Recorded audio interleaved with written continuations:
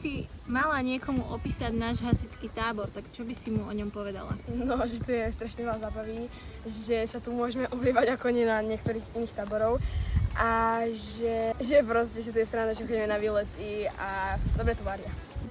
Že je tu dobré, môžeme tu robiť veci, ktoré na iných táboroch sa nedajú robiť.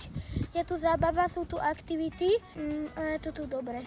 Že je zábava, je rôznych aktivít, proste je tu zábava. Takže je tu dobré, varia tu dobré. Chodíme aj na výlety, všelijaké aktivity dobré. Určite odporúčam. Je tu veľa letných aktivít. No, že tu je super, dobre tu varia. Aký taký moment ti utkvel v pamäti? Čo sa ti tak najviac páčilo na tábore? Že sme išli na výlety. No, teraz čo sme sa oblievali, to sme naháňali tiež niektorých, ktorí boli suchí, ale aj výlety. Teraz to oblievanie bola sranda.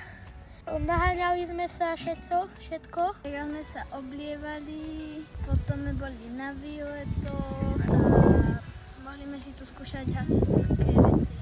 Že som si mala vyskúšať, čo robia si súťaže hasičské a že sme hrali hokej.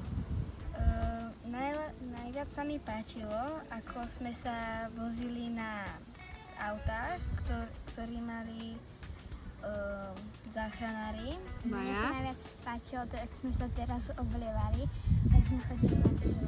My sme sa vozili na tej štvorkorke.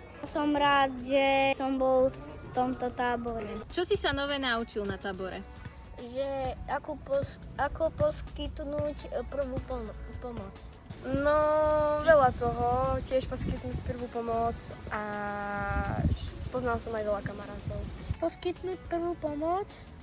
Prvýkrát som sa viezol v aute horskej záchrannej služby a som spoznal veľa nových kamarátov. Takže naučila som sa číslo záchrannej služby.